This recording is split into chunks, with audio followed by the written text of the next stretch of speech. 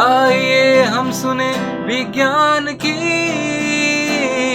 अनकही कहानियां. Join Dr. Swapnamita from Vaideswaran Institute of Himalayan Geology, who unlocks the secrets of landslides and ground stability to protect lives and homes in vulnerable regions, proving geology is vital for community safety. And as a leading woman in this field, she inspires more women to explore earth sciences, where curiosity shapes safer and a stronger world. Hello, I am Dr. Swapnamita Vaideswaran. I am Scientist D in Vaideswaran Institute of Himalayan Geology, and I have been working in landslides and geotechnical risks in the Himalayan region. Yes. My research area is landslides and land slips. So I work in areas like Joshimath, Chakrata. Chakrata, you understand, it's a tribal belt, and it has got a lot of emphasis on how we can understand landslides because new development is happening in that area.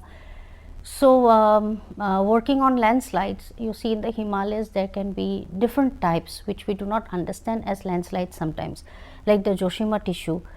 What has happened is that over years Joshimath has been undergoing some form of deformation on the ground, which involves appearance of cracks on the ground in houses. So I have been working in Joshimath since 2006. I was with the Disaster Mitigation and Management Center of Government of Uttarakhand then, and I made a report of this land deformation. Then in 2022, by that time in 2007 I joined Vaideswaran Institute of Himalayan Geology. 2022 saw suddenly appearance of cracks on the ground, and the Uttarakhand government constituted a committee which also involved me, and 5-member committee went to do an inspection.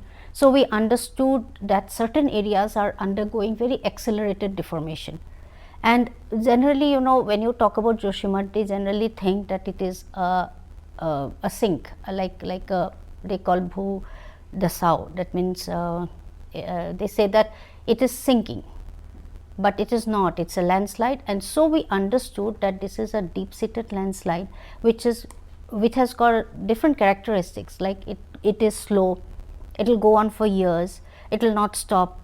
So it forms cracks on grounds and houses, but this is actually a landslide which is happening, which is very, very deep seated, and it slips continuously. So suddenly it can be accelerated due to maybe water can be a very big factor, and it accelerates, but it continues, it doesn't stop. So this is what the situation of Joshimath is, and 2022 we constituted a report, and this report was submitted to the government of Uttarakhand. But 2023 January, when sudden appearance of very, very widespread cracks on grounds and houses appeared, then it became like a panic situation. It was declared a disaster, and this actually brought in a very different kind of working situation, where different institutes reached, even Vaideswaran Institute participated, and we did multi-parametric study there. So you'll understand now that if supposing we have to understand landslide technically, so there are different things we can do. We can do a ground survey on the ground surface, we can do a subsurface study as well to understand how the geometry of the slip is. So we reached with our team, and we did a lot of geophysical surveys. Now geophysical surveys like ERT, electrical resistivity, tomography, it gives us the subsurface. When we understand what is in the subsurface, then we understand how this entire landslide is working. But we did not only confine ourselves to only one study, we did even a structural study, a geological mapping to understand, where we can understand how faults, fractures, joints are in rocks, where rocks are exposed, where soil is exposed. We understood with that there is hardly any rock exposure all over Joshimath, but we have a lot of debris cover even up to depths of 80 meters. And this debris cover is not giving a kind of consistency in the soil which holds the soil together. So it is all slipping together, but it is a deep seated landslide because beyond 10 feet, we consider it to be beyond the roots of the trees. In a layman language, if the roots of the trees are within some meters, beyond that if the slide is happening, then we consider it to be a deep seated landslide.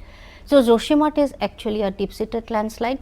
There are certain arguments saying that a deep seated landslide does not happen in homogeneous media, in non-homogeneous, that means heterogeneous media. Joshimath is heterogeneous. It has got boulders, pebbles, cobbles, every kind of matrix of clay, everything in its whole composition. But now we understand there are several studies around the world which says that even a deep seated landslide can happen, because ultimately it is the bottom structure which is controlling. So, there what happened was, because Uttarakhand government needed to do a very high resolution mapping. So, they needed a topo sheet which is beyond what is available, and the available topo sheet was not enough. It was, Joshimath was within 2 centimeter. So, it did not give us any details. Then I went to the Secretary of Disaster Management, then he was Dr. Ranjit Sinha, and I told him that if we need a very high resolution topographic map, then Lidar is our only solution. So, we went to him and he said that okay, go ahead. So, we initiated an airborne Lidar. Lidar is something that is the requirement of the time. Why? Because this is light detection and ranging.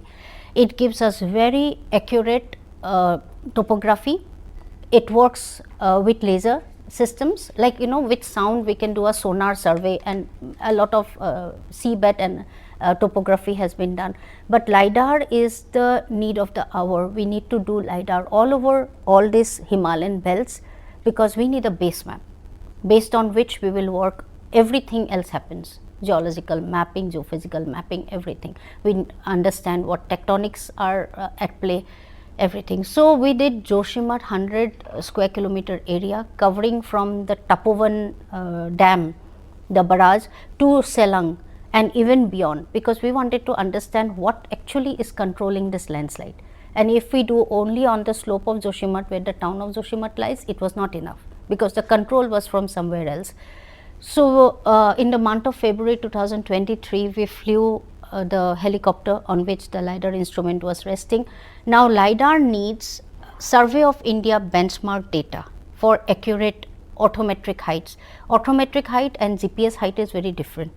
Orthometric height is done from the sea level, like sea level is at one level everywhere, and from there we level and go up to the Himalaya, and we get the very accurate, which is actually classified in the border areas.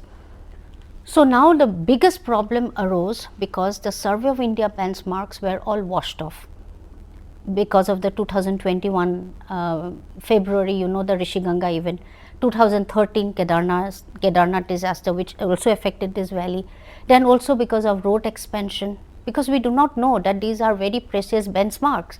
There is a pillar which says BM, there is just BM written there, Survey of India, but who knows what this is. When road is expanded, they just break it.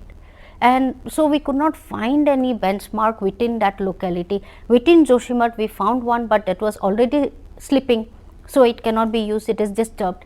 So, then we requested Survey of India, who really helped us and sent their entire team, and then we again leveled from Chamoli, Pipalkoti to Badrinath, and we used all the Survey of India, whatever benchmarks they gave us. We created our own GCPs, 6 GCPs all over NTPC, and JP is also there. There are 3 hydropower projects there, NTPC, THDC and JP.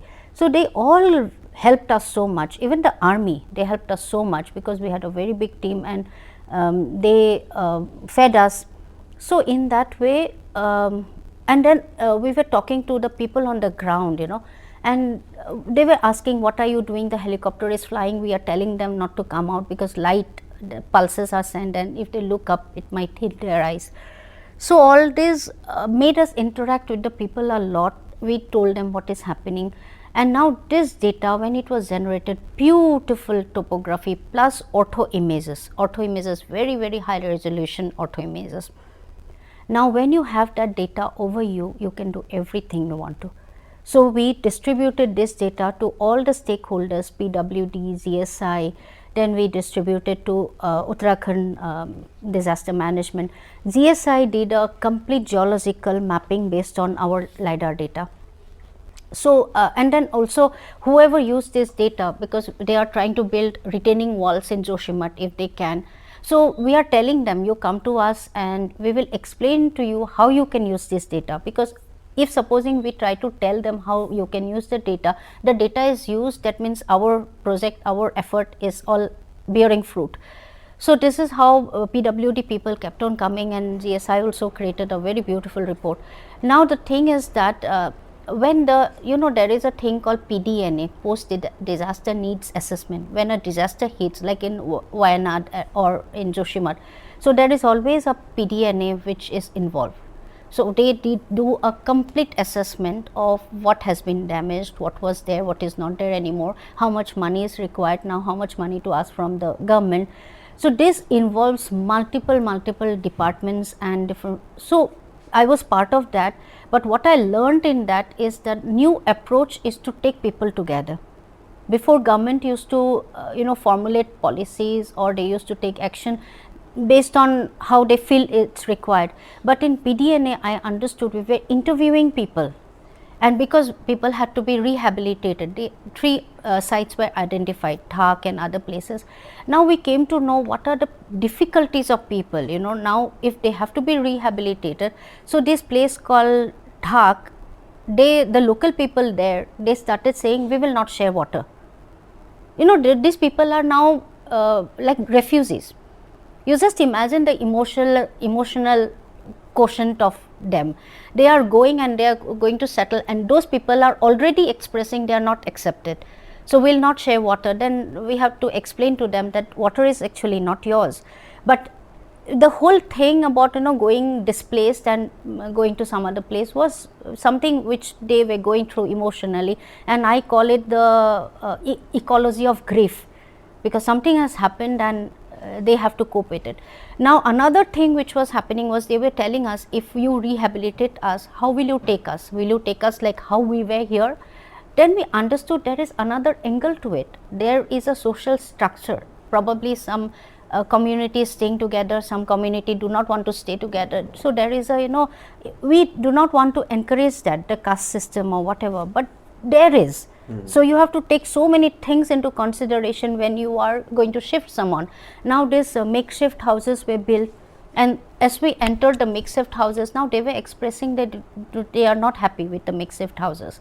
When we entered, we saw that the kitchen is here, right next to the kitchen is the bathroom, and people in hills, they do not accept that the kitchen will be with a bathroom. So all these things you understand only when you interact with people, and you can design. Now we are technical people, we do not understand their basic things, but when we were interacting, these things were coming out, and all these things went into the PDNA report. So after that we did the PDNA. PDNA involved everything from local infrastructure to tourism and business and everything. So communities understand, now we have business here, how are we going to commute from there to do business? Joshimath was a huge experience for me, because I understood how within the institute we can collaborate with different scientists doing different work and then bring together a solution. Right now we are going to in the process of installing an early warning system. So landslide early warning system. Now you see, we do a real time and a near real time survey. Near real time is generally regional. We use satellite data and we try to see how a ground is deforming. So it will cover a very big area, and then we understand, okay, these are hotspots which are deforming faster. Now going to the ground, if supposing we see that the hotspots are actually slipping very fast and there are houses at risk. There is a village in Chakrata called Kandi, and there we have a DST project, and it's a very good project because there are about 20 houses with a lot of people, hundreds of people affected, and the whole slope is slipping down. So we understand that now we have to give them a real time solution. So we are going to install an early warning system. Now here also I have started training the people, the local people, because they will be at site. I will be here in the station. My data will be coming real time, but then they are the ones who are going to continuously see whether my stations are broken or they are working, or how they are working. And when community is participating, it is always a boon. So we have cameras facing that slope, we have got tilt meters trying to understand how the landslip is happening. So early warning system is the next to go. I think we cannot compare the world ranking with us, because Himalaya is very unique. In fact, I will tell you theoretically, because a lot of foreign collaborations are being initiated who want to work in the Himalaya and want to collaborate with us. So from Norway, from France, from UK, lots of collaborative projects are being initiated. I have one research paper in EPSL which has got very good citation. It was on the work in landslides of the 1950 Assam earthquake in northeast of India, and based on which, in fact, we understood that there is a dual rupture on a fault. So I really liked that paper. It was a very good paper. Being in the Himalaya, being a woman, in fact, when you have the zeal to see the outdoors, that I think works the best. And if supposing you have the confidence to be what you want to be, I think that works, because geology is not very women friendly, if I really say the truth.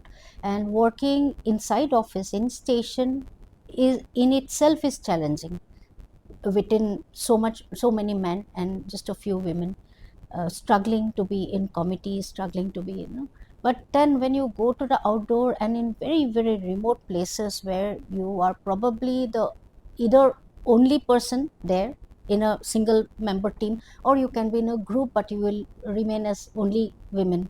But I have seen that people have started adjusting a lot, understanding, okay, she is with us, so can we arrange for proper places to hold, so that there can be a secluded place for a washroom.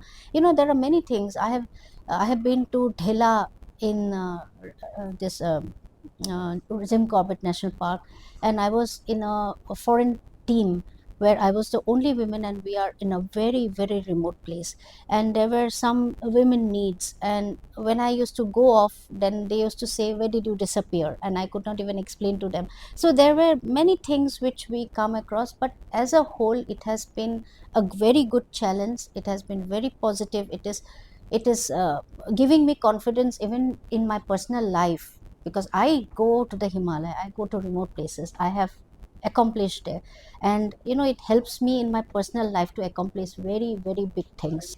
I think it's a very different feel, and people should come and taste it. It is like Delhi ka laddu, you should taste it. Sometimes maybe you will feel that you are unable to cope, but then there are very good rewards, because you will be women in the Himalaya, and you will have such kind of accomplishments which common people usually in jobs do not get to do it through a job. Because a lot of my friends, when they see my pictures in Instagram or some social media, they say that we are very jealous of you. So I think a lot of women friends of mine are thinking that I do a job which they will probably never do. It has been a very good ride. This podcast series on STEM popularization is supported and catalyzed by National Council of Science and Technology, Communication, Government of India. Produced by Media for Community Foundation. Technical support is given by Soumya Mishra.